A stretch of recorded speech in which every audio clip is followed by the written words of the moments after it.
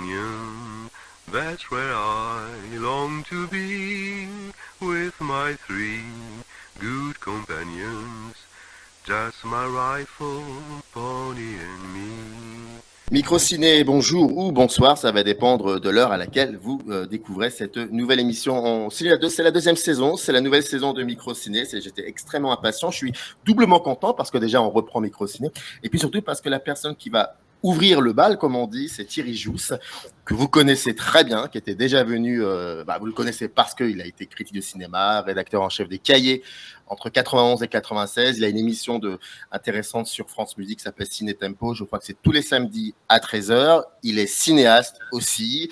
Et puis, il y a un ciné-club qu'il anime. Toutes ces informations, je les mettrai dans le descriptif de cette vidéo. Et puis voilà, parce qu'il est là et ça me fait vraiment plaisir. Et puis, il était déjà venu 2 fois sur la chaîne. On avait parlé d'un cinéaste pour qui on a beaucoup d'admiration, qui est Youssef Chahine. Et puis aussi, on avait parlé du cinéma français des années 90 à travers un recueil d'articles qui avait été publié en 2001, qu'il avait signé, qui s'appelait, un très beau titre d'ailleurs, Pendant les travaux, le cinéma reste ouvert. Donc, il est là pour la 3e fois parce qu'il y a une actualité. Depuis le 25 août dernier, il y a un livre qui est sorti chez les éditions Marès, que je salue d'ailleurs, Pierre Julien, pour l'aide apportée à la conception. Le livre s'appelle tout simplement Dictionnaire enchanté de la musique au cinéma. C'est un livre qui va être divisé en 3 volumes. C'est le premier, de A à F, et il est là pour en parler. Merci beaucoup. Comment allez-vous ? Eh ben, ça va très bien, et c'est moi qui vous remercie de m'avoir invité pour lancer cette nouvelle saison. Je suis très honoré.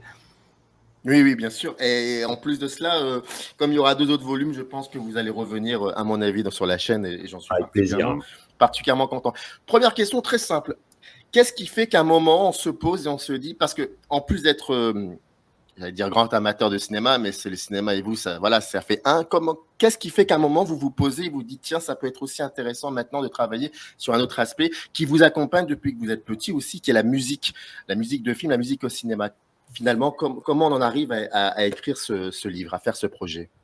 C'est sans doute le fruit d'un long processus en réalité, qui je vais pas remonter à l'enfance, même si effectivement dans l'avant-propos je crois que je le signale que c'est une passion finalement très ancienne, qui a démarré quand j'ai découvert des musiciens comme Morricone ou Vladimir Cosma, pour prendre deux hypothèses, disons, différentes, mais qui m'ont marqué l'une et l'autre, c'est-à-dire en voyant finalement des films populaires quand j'étais enfant et jeune adolescent. Mais si on remonte un peu moins loin, j'avais initié, co-dirigé un numéro spécial sur la musique de film, la musique au cinéma. D'ailleurs, je préfère l'expression musique au cinéma que musique de film parce que ça limite moins, le champ.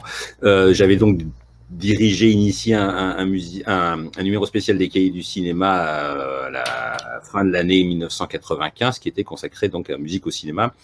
Et je dirais pas que ça a été le déclic, mais enfin ça a été un moment où je me suis déjà un peu posé un certain nombre de questions. Puis après, voilà, la vie a fait que je me suis trouvé à faire pas mal de choses qui avaient trait à la question de la musique au cinéma, à la fois à la radio,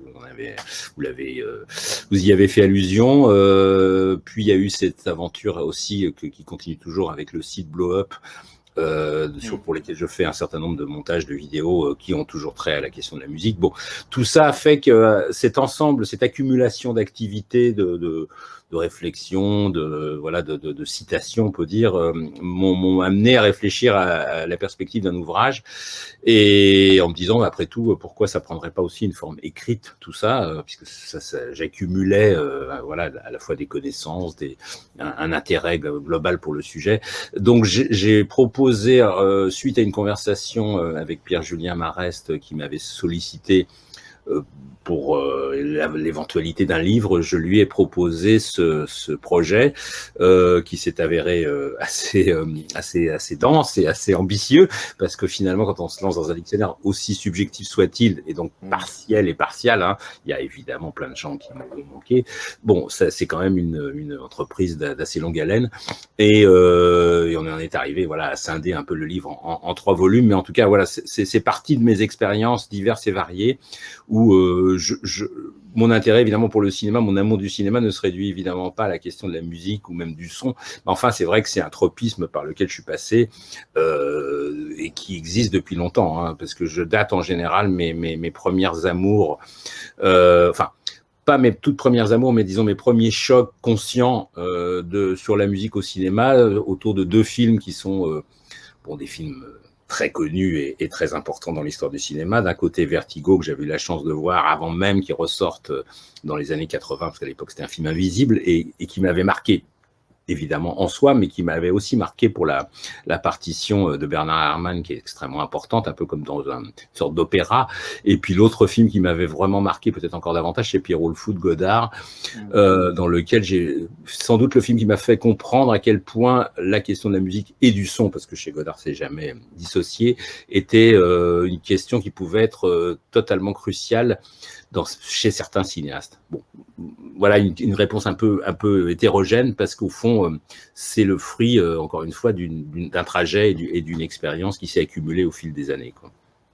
J'ouvre une parenthèse, pardonnez-moi un peu mon ignorance, mais est-ce que les Cahiers du cinéma, avant que vous, quand vous étiez rédacteur en chef, vous aviez fait ce numéro spécial, est-ce qu'il y avait les Cahiers du cinéma s'étaient déjà intéressés par le biais d'un numéro spécial à la musique au cinéma?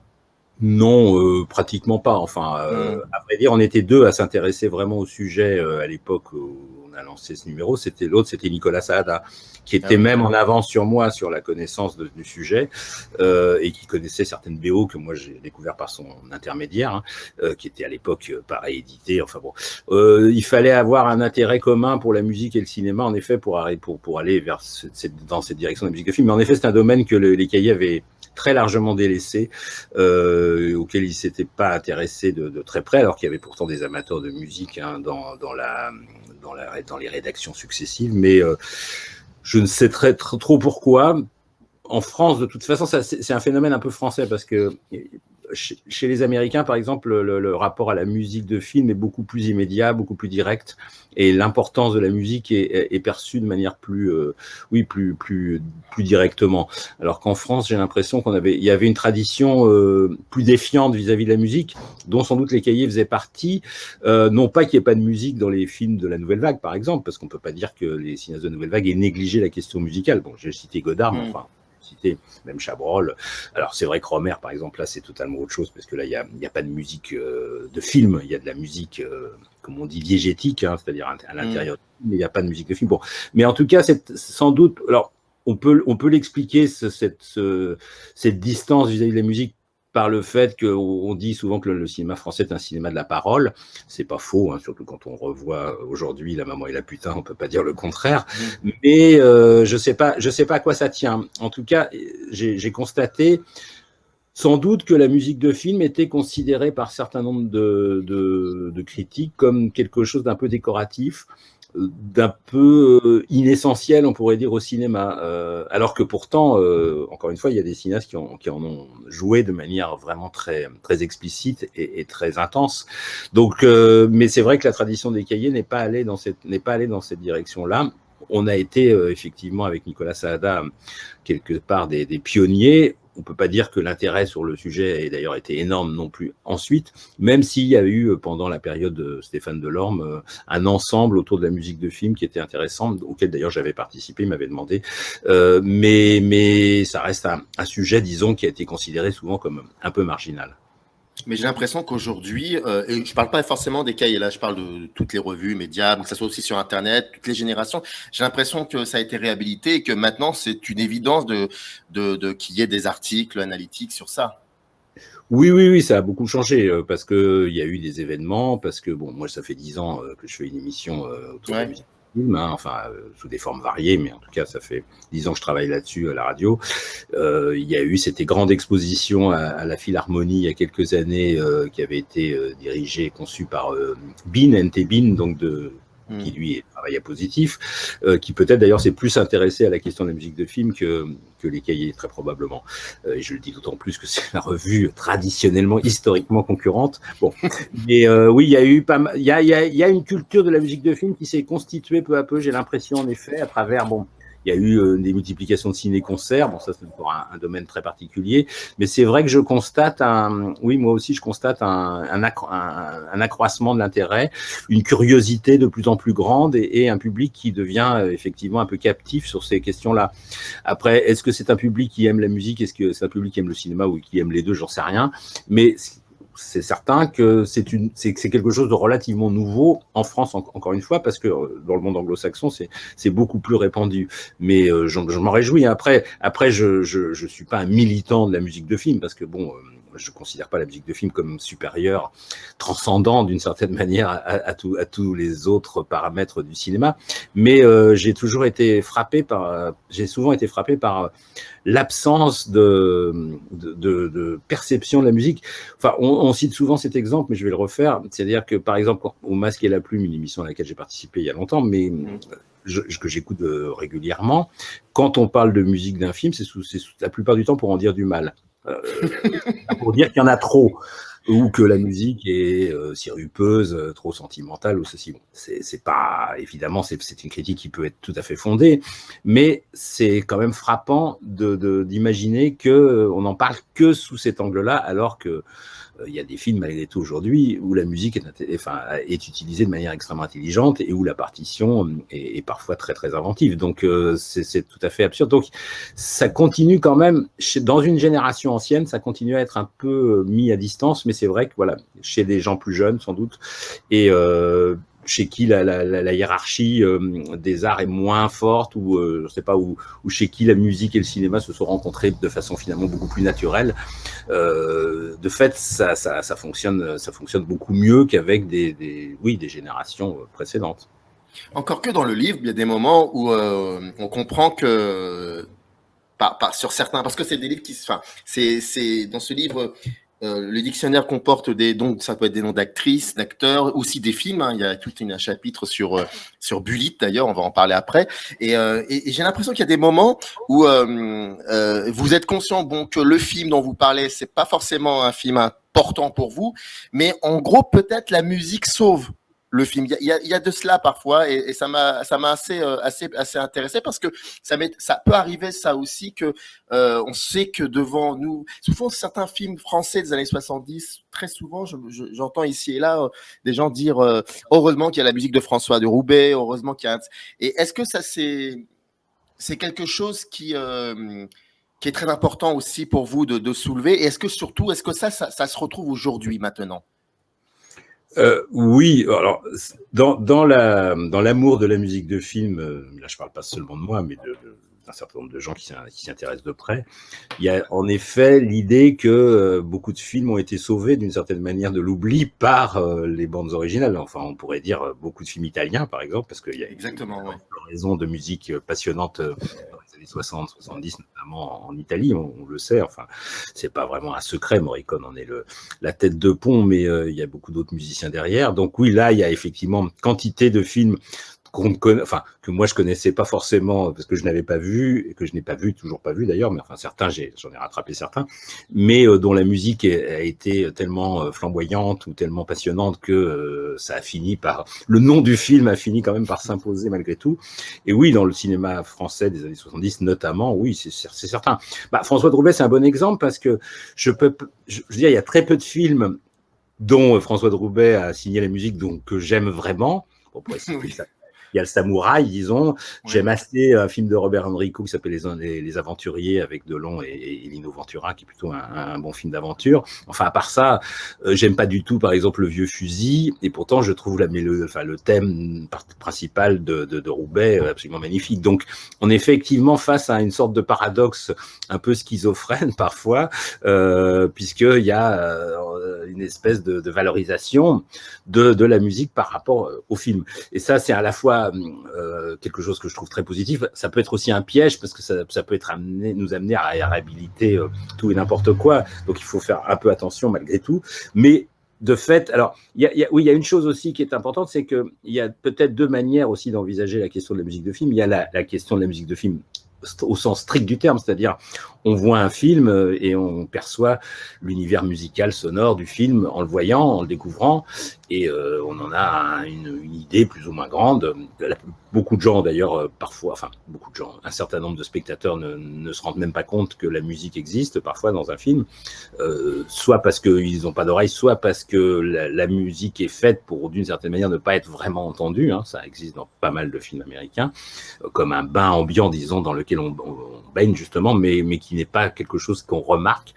Donc ça, c'est une première chose. Et puis d'autres choses, il y a effectivement découvrir des musiques de films de manière autonome, en dehors de leur relation avec les images. C'est-à-dire, là, on évidemment rentre dans une passion plutôt discographique, c'est-à-dire avec des labels spécialisés, avec des musiques qui ont été éditées, parce qu'il y a eu quand même une grande activité d'édition de musique de film pendant, aujourd'hui évidemment, mais pendant très longtemps. Hein. Il y a eu des succès aussi, il y a eu des grands succès.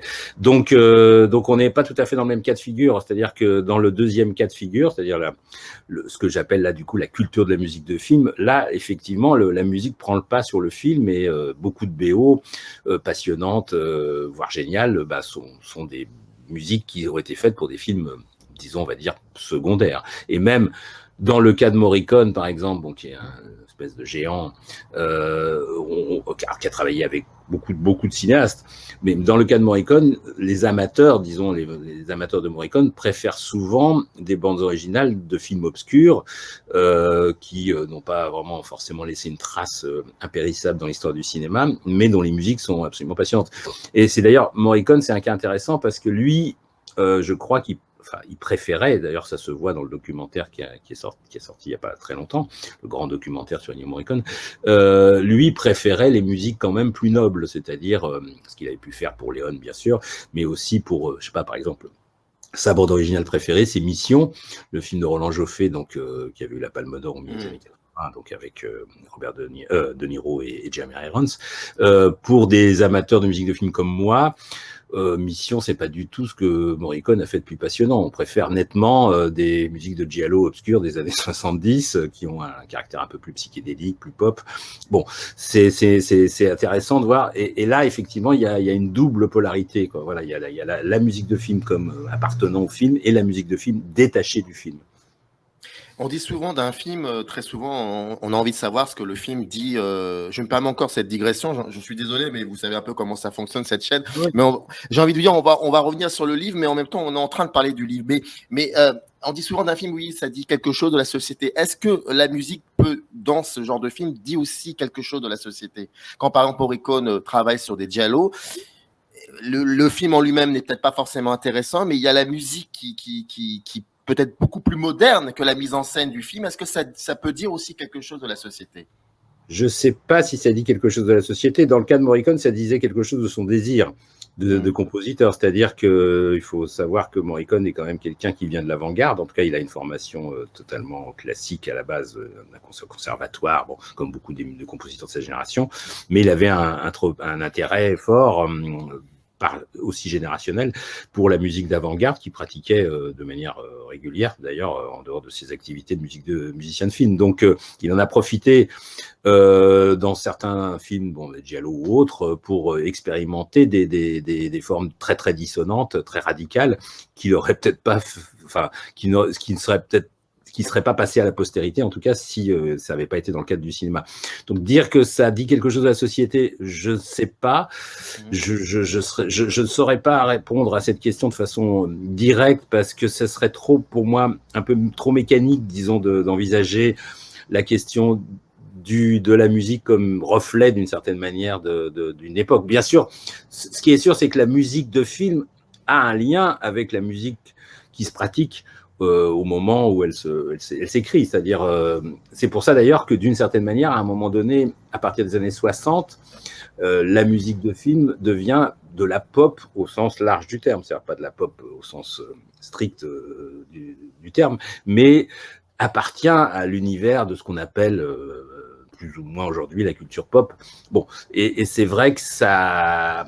C'est moins vrai, disons, avant, dans les années 40-50, où on est dominé par la musique, enfin, le champ de la musique de film est dominé par la musique hollywoodienne, et là, on est plus dans l'orchestre, on est quelque chose de plus classique. Donc, il y a une évolution des formes, à la fois pop, avant-garde et ainsi de suite, qui témoigne en tout cas de ce qu'a été, ce qu'ont pu être des mouvements esthétiques de ces périodes-là. Et de ce point de vue-là, la musique de film ne fait pas exception. Je le dirais plutôt dans ce sens-là, c'est-à-dire dans un sens qui a un lien avec l'histoire de la musique et éventuellement avec l'histoire du cinéma, plus qu'avec, disons, un propos social ou sociologique. Alors, le livre, Dictionnaire enchanté. Pourquoi enchanté ? On était parti sur l'idée d'un dictionnaire personnel, donc c'est-à-dire très subjectif, qui soit pas, qui n'ait pas de compte à rendre à l'académie entre guillemets, si tant est qu'il y ait une académie sur ce domaine. Bon, en tout cas quelque chose de qui est très personnel. Et le dictionnaire amoureux, c'était pas possible parce que c'était la première appellation, mais c'était pris par, je sais plus quel est l'éditeur qui je crois qu'ils ont les droits sur le terme. Ils ont les droits. Il y a plusieurs, il y a une série, le dictionnaire amoureux, la cuisine, le tennis, enfin bref. Bon, donc on a laissé tomber ça. Et c'est Pierre-Julien Marès qui a trouvé le mot enchanté, que j'ai trouvé tout à fait bienvenu, d'autant plus que ça correspond à la fois à l'idée, bon, ça connote un peu Jacques Demy, parce qu'on dit enchanté, bon, oui. Voilà.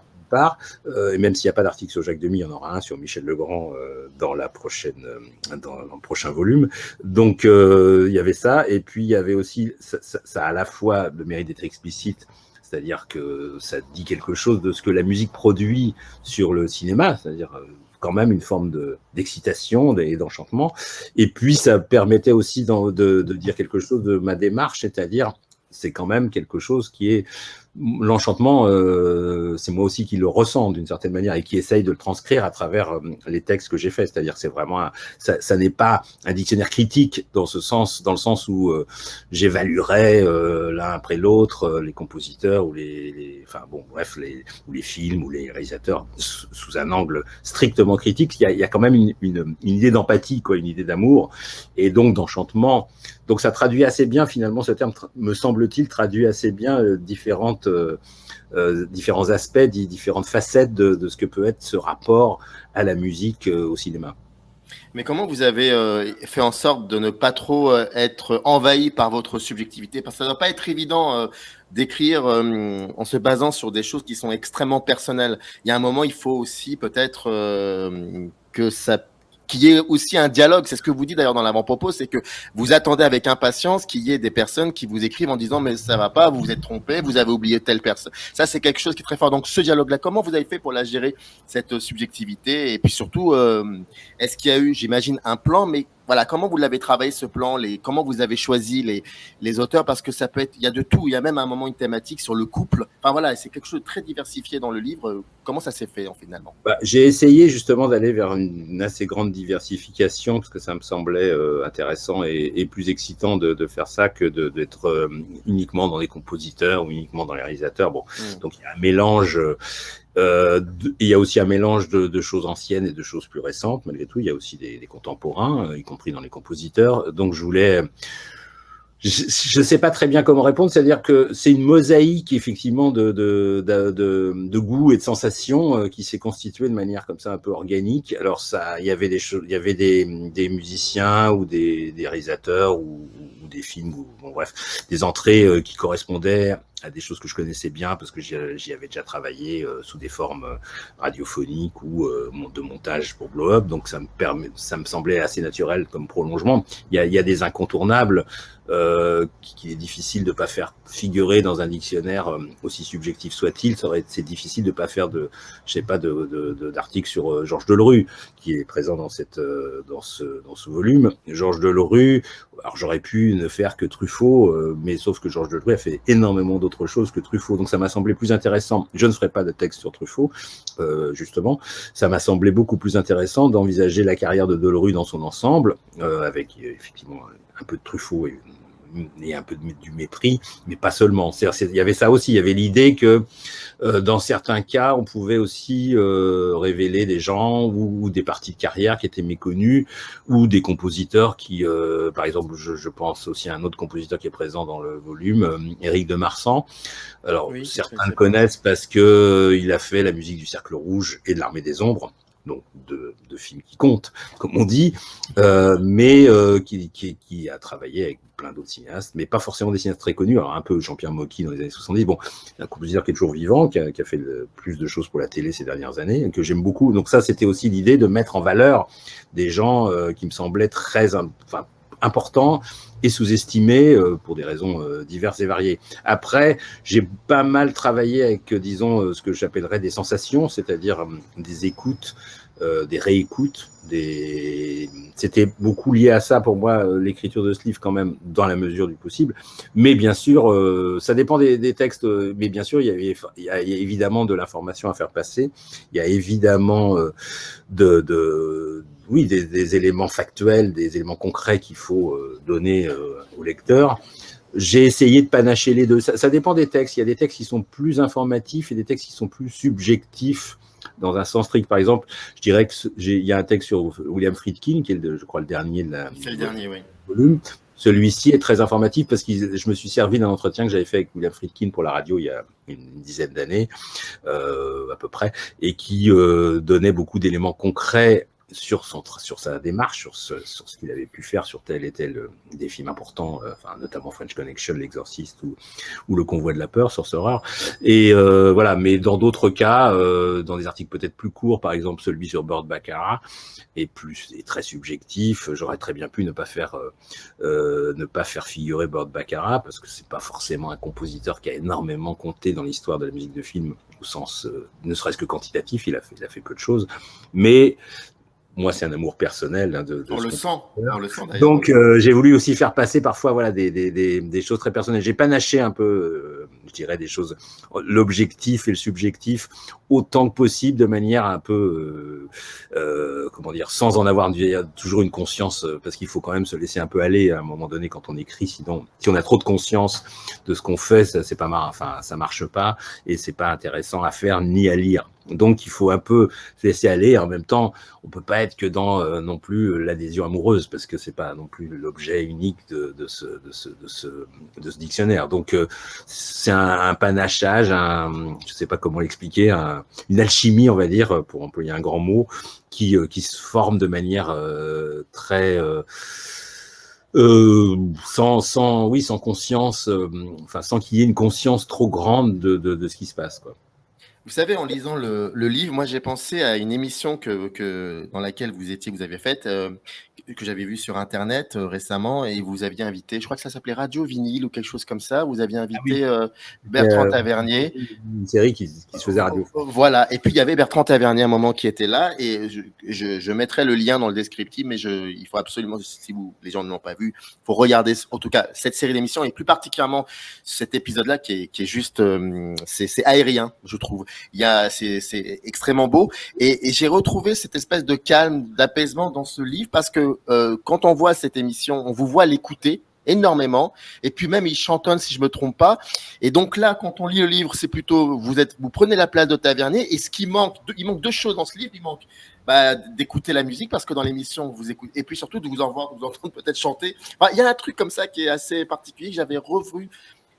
Voilà, ça m'avait fait penser à cette émission. Il y a comme ça, de par le style, il y a comme ça quelque chose de très apaisant, et peut-être de par cet apaisement, on peut aussi accepter certaines choses sur lesquelles peut-être on est en contradiction ou quoi que ce soit. Voilà, je ne sais pas si c'est fait exprès, cette espèce de calme comme ça, d'apaisement, mais ça force le dialogue en tout cas. C'est-à-dire qu'on n'est pas dans une écriture guerrière, on va dire. Ah non, on n'est pas dans la critique. C'est pas la question de la polémique, en effet.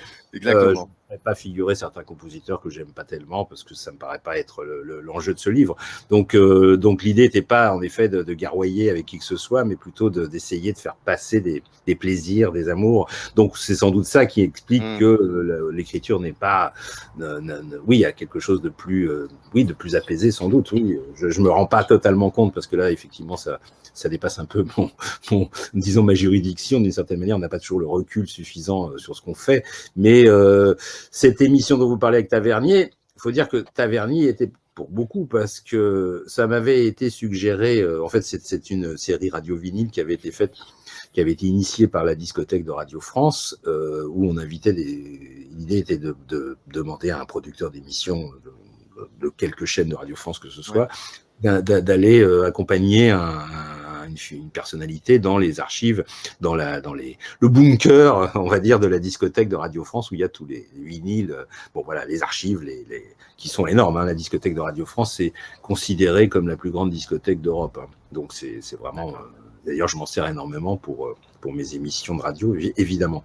Donc l'idée, et je crois que le seul radio vinyle qu'il y ait eu avec un personnage lié au cinéma, c'était avec Bertrand Tavernier, qui était de fait un très grand amateur de musique, et pas seulement de musique de film, parce qu'il avait un lien à la musique personnelle très fort, le jazz, mais voilà, à part la pop, le rock moins, mais disons tout ce qui était jazz, classique et d'autres choses, d'ailleurs, des formes très variées.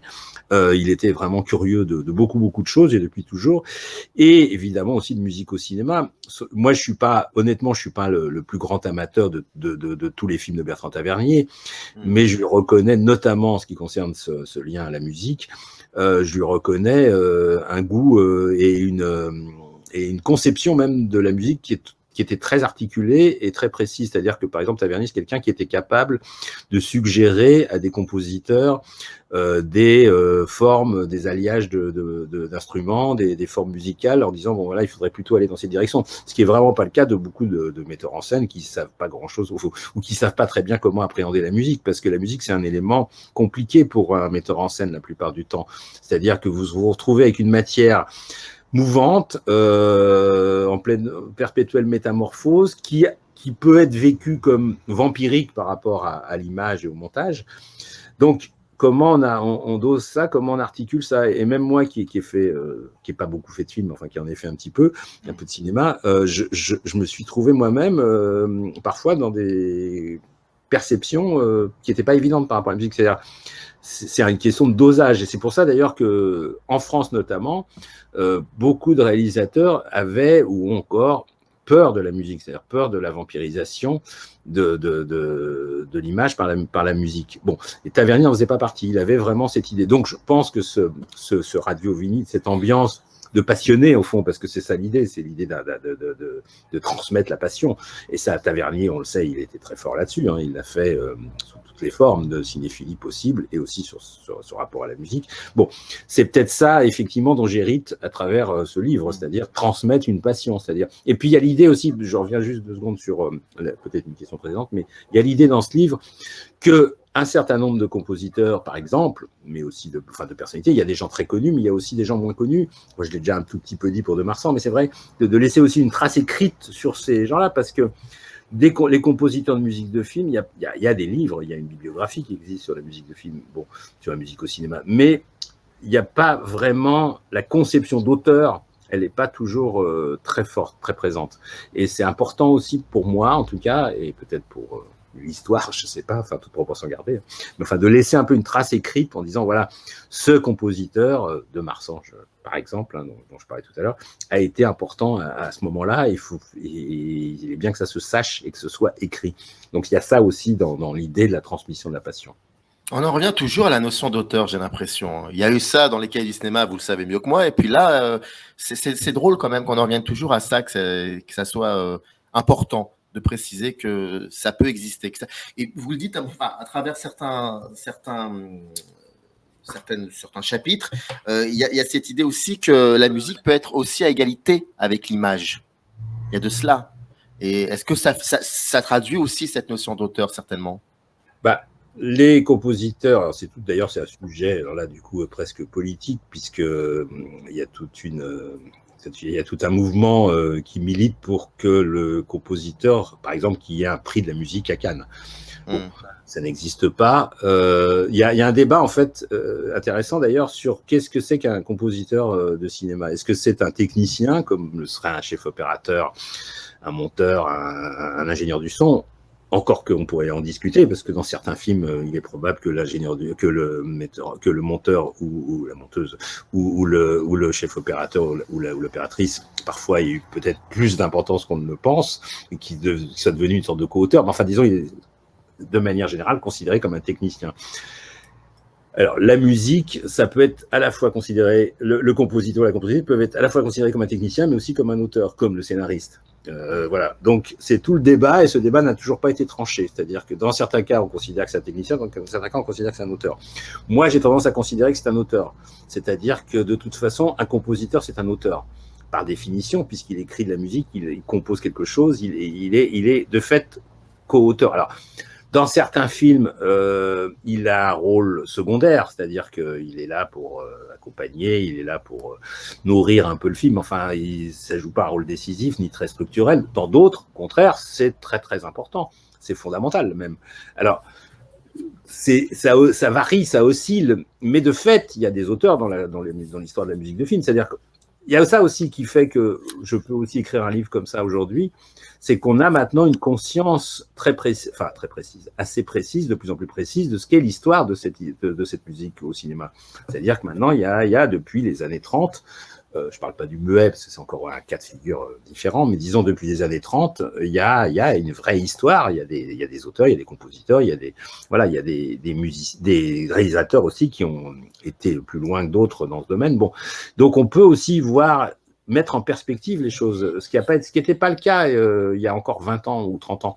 C'est-à-dire que cette histoire elle existait déjà, mais elle était beaucoup moins perceptible. Peut-être que là, effectivement, les rééditions nombreuses et variées qu'il y a pu avoir en CD à un moment donné, et maintenant peut-être plutôt en numérique, mais quand même beaucoup en CD, le fait qu'on ait réexhumé tout un pan, enfin des pans entiers plutôt de cette histoire de la musique au cinéma avec ses auteurs et parfois des gens moins connus, comme pour les films des trucs qui sont plus série B, des trucs qui sont plus série A. Parfois la série B est plus intéressante que la série A. Bon, vous voyez, donc tout ça c'est devenu j'aime pas tellement le mot patrimoine, mais enfin disons, on va dire ça comme ça parce que c'est malgré tout quand même de ça.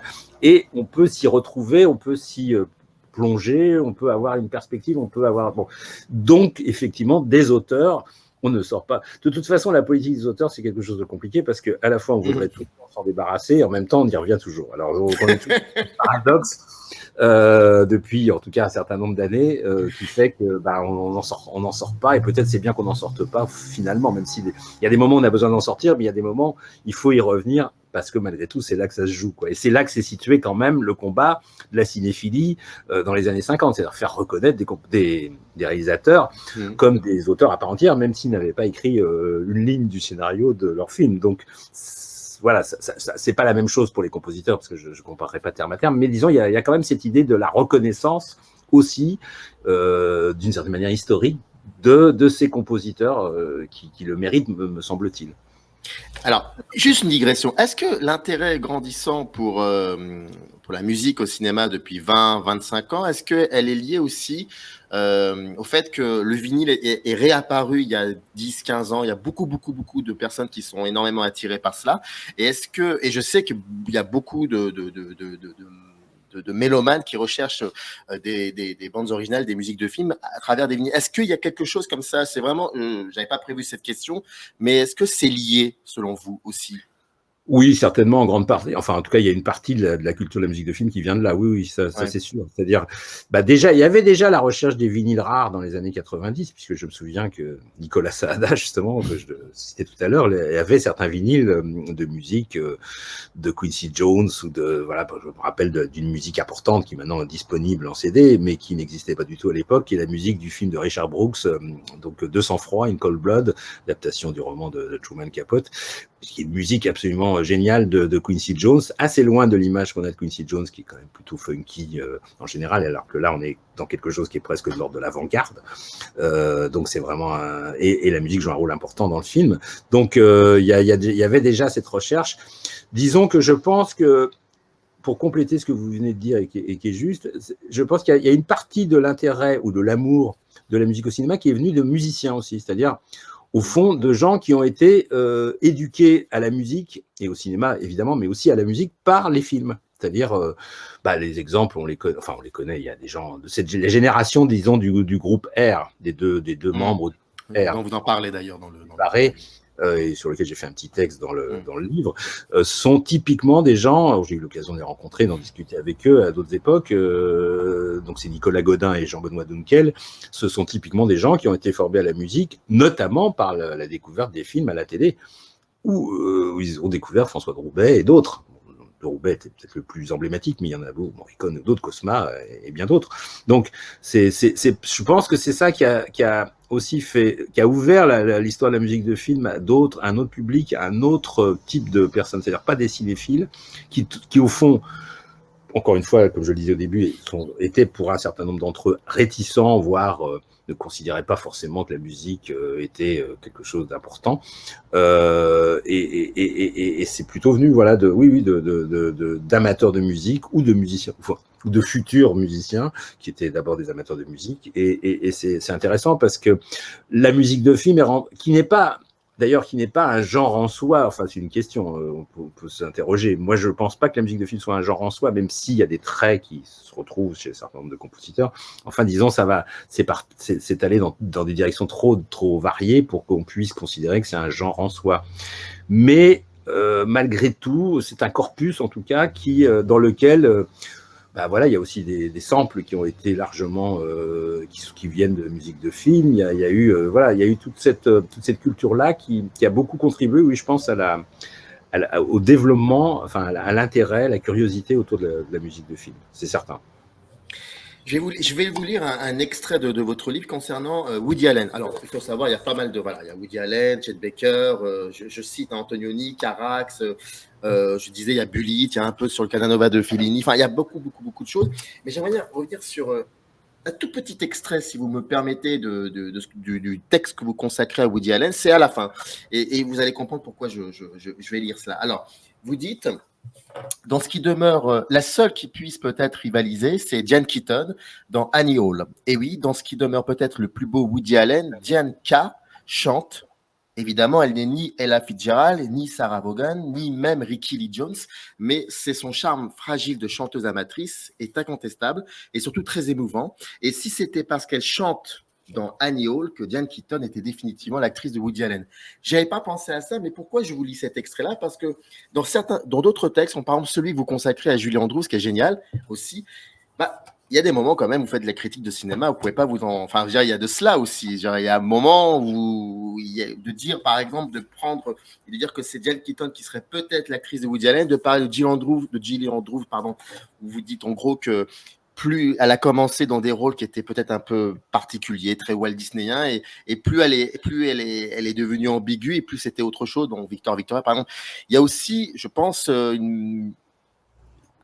c'est pas forcément de réhabiliter, mais peut-être de raconter autrement, et donc via la critique, le parcours soit d'une actrice, d'un cinéaste, ou je ne sais quoi. Donc il y a un peu de cela aussi, j'ai l'impression. Oui. En ce sens, en effet, c'est pas entièrement étranger à la critique de cinéma, dans un sens, disons, large du terme, pas trop étroit. Oui, voilà.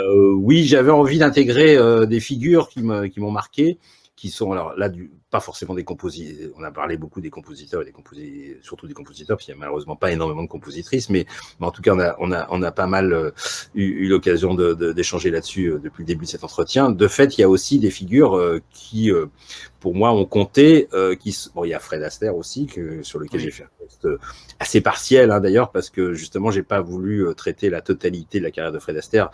C'est très très précis et subjectif. Ce que je dis sur Fred Astaire, c'est vraiment sur la dernière partie de sa carrière et sur certains aspects même de sa carrière de chanteur, parce que c'est aussi des gens qui ont eu une double carrière d'une certaine façon. Ce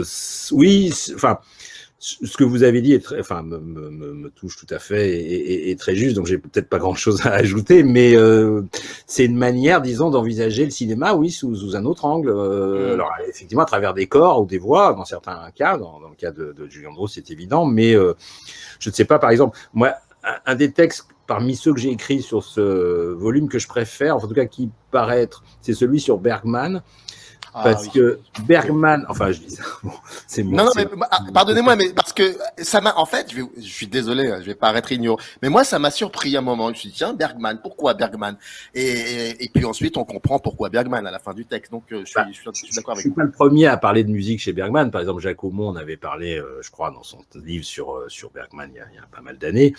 Mais au fil du temps, là c'est une question, là c'est devenu assez personnel, c'est-à-dire que je me suis aperçu que la musique avait joué un rôle très important. J'ai fait des recherches à ce sujet aussi pour une émission que j'avais faite sur Bergman il y a quelques années. Bon, et en effet, là, c'est ça que j'appelle là, ça relève quand même pour une part de la critique, en tout cas d'une relecture de l'œuvre de Bergman à travers la question musicale. C'est pas une analyse archi approfondie, musicologique, bon, parce que c'est pas, d'abord, je suis pas musicologue, et puis je suis pas ni musicien ni musicologue, donc j'assume mon côté amateur au double sens du terme, c'est-à-dire non professionnel, mais amateur au sens amoureux aussi. Mais c'est intéressant quand même de relire l'œuvre de Bergman sous l'angle de la musique, parce que il y a évidemment la flûte enchantée dont je parle à la fin de ce texte, mais il y a plein d'autres occurrences. Il y a en effet ce lien qu'il a eu à travers une de ses épouses qui était pianiste de concert, hein, qui s'appelle Kabyle Arataï, et qui a joué un rôle dans son évolution par rapport à ça. Il y a des liens qui se font à travers des œuvres musicales qui sont des modèles formels pour Bergman, dans certains cas, de Stravinsky ou d'autres. Bon, donc il y a tout un univers musical qui n'est pas réductible à la seule question de la musique de film, mais à comment la musique habite d'une certaine manière le cinéma de Bergman, comment elle dans certains films, devient un élément quasi central. Dans d'autres, pas du tout. Par exemple, dans Scène de la vie conjugale, qui est en plus un des plus grands Bergman, pour moi, là, c'est pas le cas. Il y a pas de musique. Enfin, c'est pas la question, n'est pas là. Mais je sais pas, dans l'ouverture de Persona, où là, on a de la musique. Alors, on est dans un montage d'abstraction pure et une musique contemporaine au sens fort du terme. Bon, on a quelque chose qui est totalement unique. Bon, je prends un autre exemple, Chabrol. Ça me paraît intéressant, grand amateur, mais il se trouve que j'ai assez bien connu Chabrol à une époque, je suis pas le seul, mais voilà, c'est quelqu'un qui était assez accessible, et Chabrol était quelqu'un qui avait une connaissance de la musique assez hallucinante, c'est-à-dire ça m'a frappé pour avoir eu des conversations à ce sujet avec lui, mais pas tellement de la musique de film, parce qu'il se méfiait de la musique de film, au sens où il se méfiait parce qu'il avait peur que ce soit trop littéral, c'est-à-dire trop un commentaire immédiat de ce qui se passait, trop une paraphrase ou quelque chose qui vienne un peu conduire l'émotion dans un sens trop dirigiste, alors qu'évidemment, lui, il a utilisé la musique de manière beaucoup plus abstraite, comme une forme à la fois de mise à distance et en même temps de possibilité d'aller vers quelque chose qui est presque de l'ordre du fantastique, quoi. En tout cas d'une forme d'abstraction qui relève presque du fantastique. Donc c'est intéressant aussi pour Chabrol de voir comment la musique, voilà, a nourri son univers, comment il s'en est servi, comment il a évolué par rapport à ça. Et dans les grands Chabrol, disons de la fin des années 60, par exemple, que ce soit Le Boucher, Que la bête meurt ou Juste avant la nuit, pour prendre trois des films les plus cruciaux, bah, il me semble que les musiques donc composées par Pierre Janssen, qui était son alter ego musical pendant les 20 premières années, on va dire, jouent un rôle dans la mise en scène. Moi, c'est ça aussi, c'est un élément qui m'intéresse depuis longtemps et que j'ai eu envie de faire passer dans certains nombres de textes, pas dans tous, mais dans certains. C'est-à-dire que la musique, ça n'est pas simplement, bon, ça peut être un élément de décoration, mais c'est pas ça qui m'intéresse. C'est quand même un élément de la mise en scène. Chez certains cinéastes qui sont sensibles à la question, ça devient un élément de la mise en scène au même titre que la direction d'acteur ou tel mouvement de caméra ou telle conception, disons, de l'espace ou du temps. Donc, et d'ailleurs, la musique joue évidemment aussi un rôle dans le rapport que le temps, enfin, qu'on a avec le temps d'un film. Bon, donc c'était ça aussi mon idée, mon intérêt, mon pari dans certains cas pour ce dictionnaire, c'est de faire aussi passer cette idée que la musique est un élément de la mise en scène et pas un élément extérieur à la mise en scène. Dans le livre, en fait, moi, je voulais surtout vous poser la question sur Bullitt. Pourquoi Bullitt ? Ah bah parce que c'est peut-être une date dans l'histoire de la musique, j'en sais rien au cinéma, c'est une BO fondamentale, d'abord parce que si on prend la BO en tant que telle, elle existe de manière autonome, c'est-à-dire qu'il faut reconnaître que là on parle de l'aspect discographique, dans certains cas, les BO se constituent à travers des répétitions de thèmes. Morricone était très doué pour ça, il n'a pas fait que ça, mais pour réorchestrer 15 fois le même thème sous des formes très variées. Ça peut produire quand même un peu de lassitude dans l'écoute au bout d'un moment, même si dans les films ça marche. Là parfois dans l'écoute ça va. La BO de Bullitt, on peut l'écouter de manière autonome, c'est-à-dire que vous l'écoutez en soi, elle marche, même si on n'a pas vu le film, même si on ne connaît rien de Bullitt, du film Bullitt. Bon, donc déjà ça c'est un élément important. C'est une BO mythique pour plein de raisons, à la fois parce que le style de Schifrin, un peu funky, jazz funky, l'évolution vers quelque chose qui effectivement va être plus marqué dans les années 70 et ça se passe à ce moment-là, vers ce moment. Finalement, il y a un peu la même révolution que dans le nouvel Hollywood en termes de mise en scène et en termes de conception.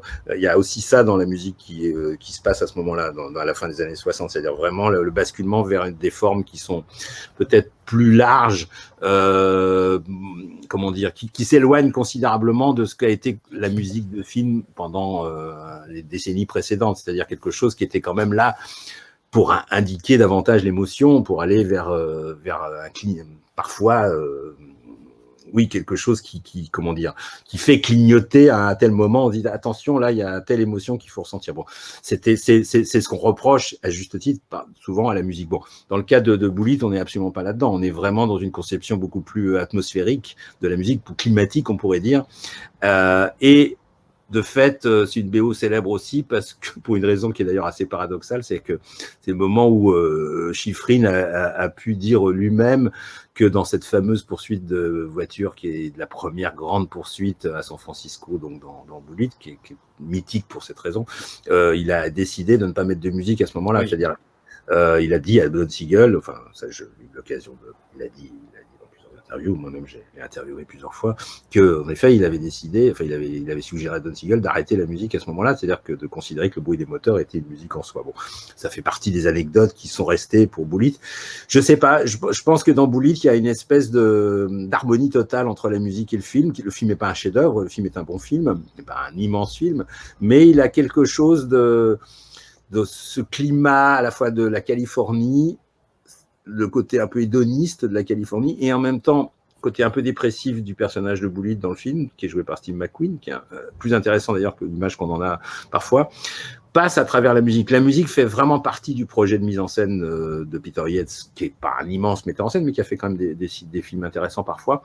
Et j'ai du mal à répondre de manière scientifique, entre guillemets, ou très rationnelle à votre question, parce qu'au fond, là, c'est aussi de l'amour. Là, du coup, Bullitt, c'est les films que j'ai choisis, c'est ça aussi. C'est des films qui ont été importants pour moi aussi, et pas seulement pour moi, hein, pour évidemment un certain nombre d'autres spectateurs, auditeurs, dans la manière de percevoir la musique au cinéma. C'est-à-dire, c'est des films qui m'accompagnent en lien avec la musique de film, c'est-à-dire pas forcément en soi, c'est-à-dire ni l'affaire Thomas Crown ni Bullitt sont pour moi des grands chefs-d'œuvre. C'est plus Diamant sur canapé davantage, mais ce sont des films qui ont un rapport tel à la musique que il ne pouvait pas, pour moi, ne pas faire partie de ce corpus, quoi. Et j'avais envie aussi qu'il y ait des films, parce que la musique de film, ça passe évidemment par des visions d'auteurs, des visions de compositeurs, des visions, bon, voilà. Mais ça passe aussi par des films. À un certain moment, on est scotché, hein, c'est le moment de le dire, par un film, parce que tout d'un coup, la musique, qu'on en ait une conscience d'ailleurs très précise ou pas, je suis persuadé que beaucoup de spectateurs ou de spectatrices ont été comment dire, enfin, la musique les a transportés ou transpercés sans même qu'ils en aient une conscience aussi précise. Mais elle joue quand même son rôle, la musique. Et donc, dans ces films-là, par exemple, c'est particulièrement le cas. Ça appartient aussi à une période qui est pour moi un peu un âge d'or, il faut bien le reconnaître, hein, les années 60-70, qui est un peu l'âge d'or de la musique au cinéma quand même si avant et après, il y a des choses passionnantes, bien sûr, y compris encore aujourd'hui. Mais il y a ce moment qui est un moment d'âge d'or aussi dans le cinéma tout court et dans la musique aussi tout court, hors musique de film. Donc, ces films appartiennent, en tout cas ceux qu'on a cités, sont tous des années 60-70. Il y en aura peut-être d'autres qui seront plus anciens ou plus récents dans les prochains volumes, mais là, c'est vraiment le corpus, disons, de cet âge d'or. Ce qui est très drôle, mais ça c'est une parenthèse vraiment très personnelle, c'est que quand je vivais et travaillais encore en Algérie, j'avais une émission de radio et sur le cinéma et je cherchais la musique qui devait ouvrir et pour des raisons qui me dépassent peut-être, je me suis dit la musique qui serait représentative de tout cela, ce serait Bullitt. Et donc pendant une année, les auditeurs écoutaient et donc savaient que c'était une musique de cinéma. Donc je vous rejoins. Une autre question, est-ce que ça vous est déjà arrivé de voir un film, de lui trouver beaucoup de choses qui sont pas forcément, dont vous n'étiez pas forcément sensible, et puis il se passe un truc incroyable, c'est qu'il y a le cinéaste utilise une musique qui est dans votre panthéon personnel. Je dis pas une composition originale, et là, en écoutant cette musique, il se passe un truc qui fait que vous réhabilitez le film pendant la projection. Est-ce que ça vous est déjà arrivé? Ça m'est un peu arrivé sur un film pas assez récent, enfin relativement récent, sur le film de Bonello, Nocturama. Vous en parlez dans le texte. Parce que tout d'un coup, il y a cette séquence où on entend la musique de la série Amicalement Vôtre, donc en anglais ça s'appelle The Persuaders, donc de John Barry, qui est une musique qui est une musique fondamentale pour moi, c'est-à-dire que c'est une musique qui m'a accompagné depuis toujours et que je réécoute toujours avec un plaisir absolu. Pour moi, c'est presque la musique parfaite parmi toutes les musiques que je connais, il y en a beaucoup. Bon, donc, et je voyais ce film qui était un film compliqué, problématique pour des raisons qui ont été évoquées à l'époque, attentats, machin, bon. Et j'aime beaucoup certains films de Bonello, moins d'autres, bon, voilà. Et j'étais en train de voir ce film, et en effet, au moment où cette musique apparaît dans une scène quand les personnages sont réfugiés à la Samaritaine, ou je ne sais plus si c'est la Samaritaine. Dans le centre commercial, oui. Magasin, tout d'un coup, il y a ce moment où on entend, c'est vers la fin d'ailleurs, on est très proche de la fin, cette musique qui joue évidemment un rôle très différent de ce qu'on avait dans la musique originale. Ça m'a saisi. En effet, je pense que ça m'a probablement aidé à aimer davantage le film. Que c'est un exemple, en tout cas, qui me vient à l'esprit. Il y en a évidemment d'autres. Mais il y a parfois des films aussi, là c'est plus sur la musique originale, qui me saisissent. Je pense à un film relativement récent aussi, c'est Jackie de Pablo Larraín, avec la musique d'une compositrice que je trouve assez géniale, qui a fait 3-4 films seulement en termes de compositrice de musique de film, qui s'appelle Mika Levy, qui sera présente dans le prochain volume. Et là, tout d'un coup, la bande son, la musique de ce film, qui a un côté post-Herman, comme ça, bon, très corde, mais avec une conception très particulière, un peu ambiante. J'ai été complètement saisi par cette musique et ça m'a fait rentrer dans le film immédiatement, quoi. Oui, en tout cas, il y a des films où, à un moment donné, oui, que ce soit des musiques. Pour les musiques préexistantes, je peux citer aussi certains films de Wong Kar-wai. C'est vrai que quand j'ai découvert, par exemple, Nosade Sauvages, qui est le premier film de Wong Kar-wai que j'ai vu il y a longtemps maintenant, j'ai sûrement été très séduit par la manière d'utiliser certaines musiques latines que je connaissais, de Xavier Cugat, qui est un des chefs d'orchestre latins les plus importants de l'époque, des années 50, on va dire. J'ai été assez frappé par ça et ça m'a beaucoup fait aider à rentrer dans le film. Oui, dans certains cas, c'est peut-être même d'ailleurs, on pourrait dire que c'est presque trompeur dans certains cas, parce que la musique peut vous amener à aimer des films qui seraient peut-être moins aimables sans ça. Donc il y a un risque peut-être que la musique devienne trop importante par rapport à ce qu'est le film. J'essaye de faire la part des choses par rapport à ça, en général j'y arrive, mais bon, je reconnais que dans certains cas je suis un peu attiré par certaines musiques qui font que j'ai tendance à avoir peut-être un poil plus d'indulgence sur tel ou tel film. Bon, c'est pas le cas pour Wong Kar-wai, parce que là, en l'occurrence, c'est un cinéaste que j'aime. Mais la musique a contribué à mon amour pour Wong Kar-wai. De la même manière que Lynch, l'univers musical et sonore a été important. Comme Godard, c'est pareil. Enfin, il y a des musiciens, il y a des réalisateurs. Je suis rentré dans leur cinéma par la musique. Même plus récemment, je dirais Paul Thomas Anderson ou Wes Anderson, qui sont les deux ces deux cinéastes qui ont été, dont la musique a été. Non, mais en fait, là, la question que vous m'avez posée, j'aurais pu citer un exemple. Un dernier exemple, c'est justement chez Wes Anderson, dans La famille Tannenbaum, il y a un très beau moment de jeu de regard entre Gwyneth Paltrow et je crois que c'est Jason Schwartzman, je sais plus, avec la chanson de Nico qui s'appelle These Days. C'est un plan qui dure 40 secondes. C'est le frère Wilson. Alors, c'est Luc, je crois. C'est Luke Wilson, oui, c'est pas Jason Schwartzman. Avec Nico, ouais. Voilà.